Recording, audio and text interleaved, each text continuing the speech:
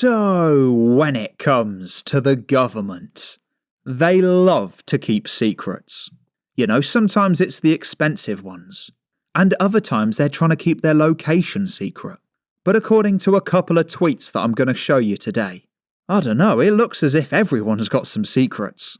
Because you can see this post here from Dan Wootton, and it was basically half a year ago at this point in time. And he says, breaking, major development on Keir Starmer's big secret. And he says that it's terrifying number 10. And what I want to talk to you today about, right, is people just keeping this information for themselves. You know, rather than telling the wider public. Because they call themselves journalists, and truth be told, if they know something that we don't, well, shouldn't they bring it to us?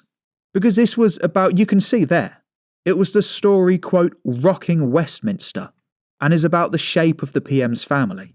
And he says we have a name as well as the Mail and the Telegraph, and that we also have a birth certificate. And just like yourself, I mean, you probably saw this at the time. I've just been sat there waiting for the story to drop. But apparently it's been half a year and there's been absolutely nothing. In fact, it's the same here with Isabel Oakeshott. And it says that she's walking on eggshells on rumours on Sir Keir Starmer's private life. But like I said, these people are journalists. They've got information, but they're not going to tell us it. Basically 6 months later. But it just sort of draws into question, really, like what their intentions are. Because they clearly can tell us, like there's no problem with that. They can get the information out there somehow. They can make an anonymous Twitter post. Or they can make a post on Reddit or something. Even still, to be fair, failing that, they could just write it on a piece of paper and just leave it in the middle of London. But I don't think that that's what it's about. Truth be told, I think it's about clicks. Because if they can't be the one to tell you the information, well, they're not really going to get the credibility for it. Which, like, why would these people be journalists? If they know something about the Prime Minister, and they're not going to tell us. So it basically comes down to two things, right? And only one of them can be correct. Either these people have nothing, and they're just clickbaiting us, or they have something, and they're choosing not to tell us.